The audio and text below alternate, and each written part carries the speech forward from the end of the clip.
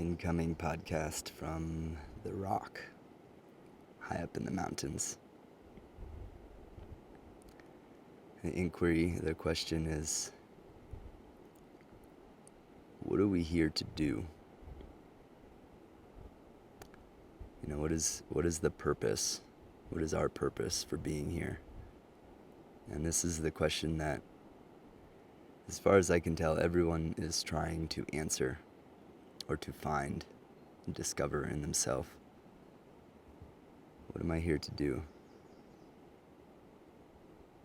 And as all the great sages and masters and the message of, or teaching rather, message of all the different traditions and spiritual paths is to realize the self, right? To realize, because by realizing the self, by realizing who we are, we understand, or we gain the comprehension, we gain the clarity of seeing, clarity of seeing life, seeing our environment, seeing ourselves, and not through the lens of our story, not through the lens of our projection or the inheritance of our conditioning, but rather to free ourselves from all misperceptions, all of the distorted ways that we or I see the world, and to see actually what is true, to see what is real, and to realize and experience what is real, what is eternal.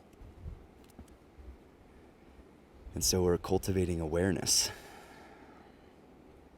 This process is a process of cultivating awareness, cultivating presence, to be so connected to life, so connected to our surroundings, to the world, to the cosmos, that we know what is ours to do while we're here, what is our work. And this is a question that comes up a lot in the spiritual path. What is my work? What am I doing when I'm doing work on myself? And the answer that I keep coming to is that I'm clearing away the cobwebs. I'm polishing the lens through which I see the world, and arriving at a pure heart, a heart that simply is open and perceptive and responsive to what is, instead of reacting, instead of recreating the past, recreating conditions, and to be truly creative, to be in alignment with my creator, with the creator. And that's a deep question to ask. What can I do, or how do I do what I do so that my actions are actually in alignment with life? And if I acknowledge or take a moment to consider that every action that I take, even every thought that I think, ripples out into this incredible life that we've all been gifted, and that I can choose to think thoughts and take actions that support myself, support my environment, support my community, support my friends, support my family, support my ancestors, to support my future, the possible children that I may have, or the children of others and the future generations. And so we're cultivating this process of being really present and taking in the beauty and seeing the beauty and letting the beauty in and letting the beauty that's inside also expand outward.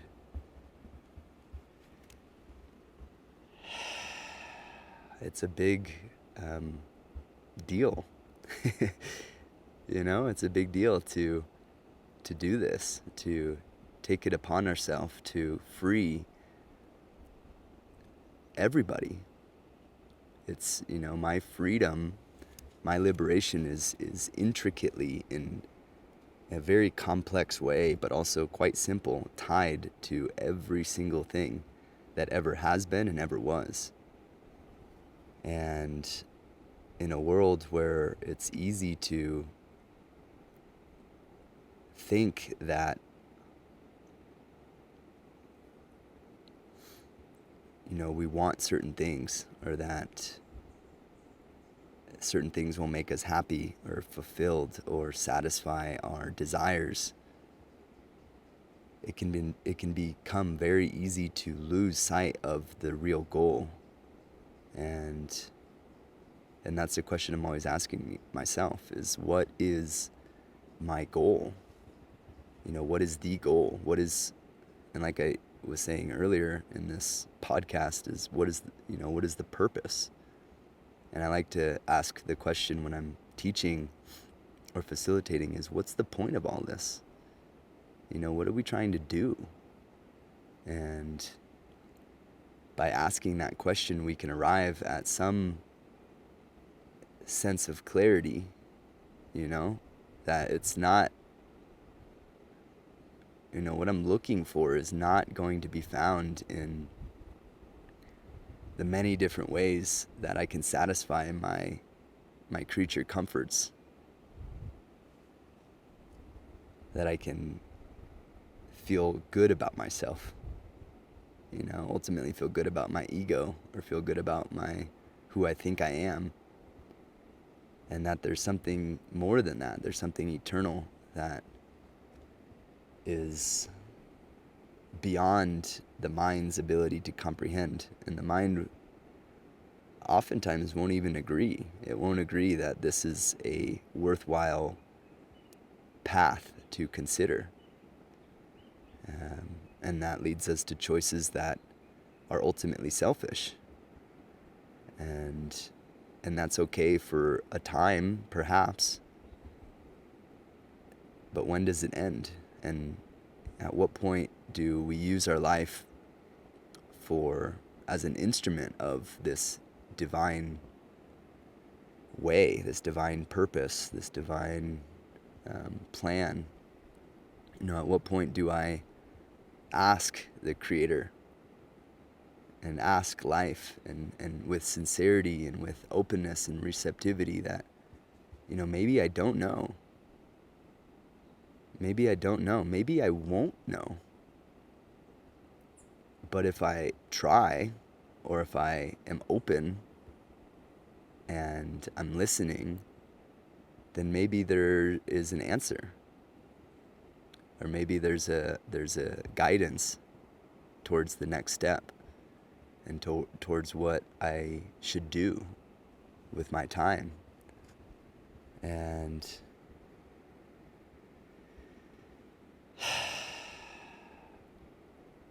because all we have is the time that we're given. We don't have more than that. And that's enough. That should be enough. In a world where we're constantly running out of time, constantly rushing, constantly looking ahead, thinking for the next thing, waiting for, the break.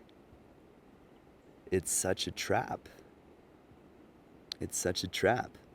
All this healing, all this pursuit of healing, or this pursuit of money, of things, of relationships, of our divine partner, our twin flame, all of these things, this need inside of us that propels us into the world to satisfy our desires. What happens when we turn away from that just for a moment? Just for a moment. But really turning away sincerely and turn towards the source, turn towards the thing that's giving us all life, giving all of this life.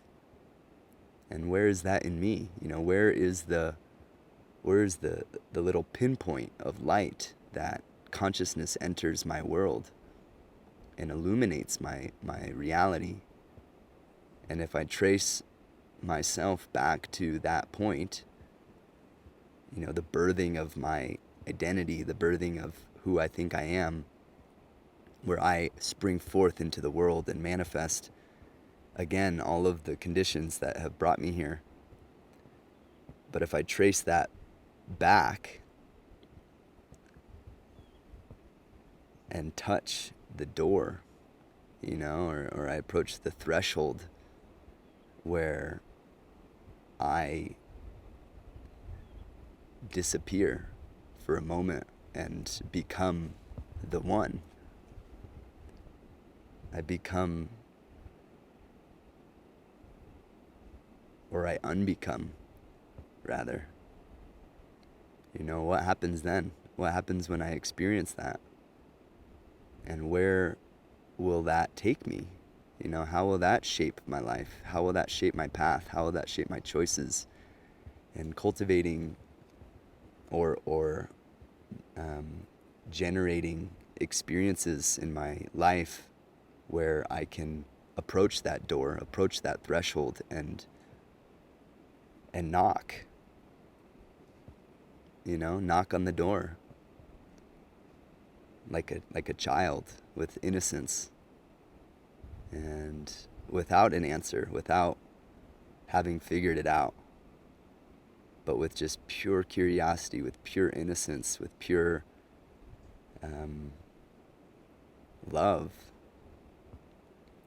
for the thing that is giving me life.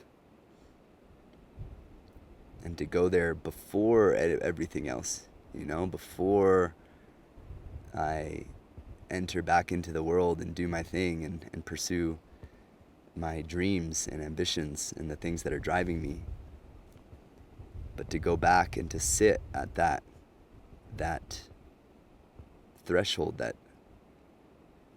that space of oneness, of emptiness, of desirelessness, of purity, to abide there for a moment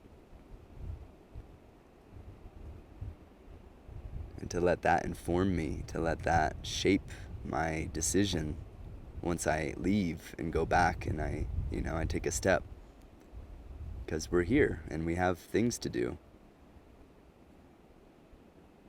But like I said in the beginning, what do we do? What's the point?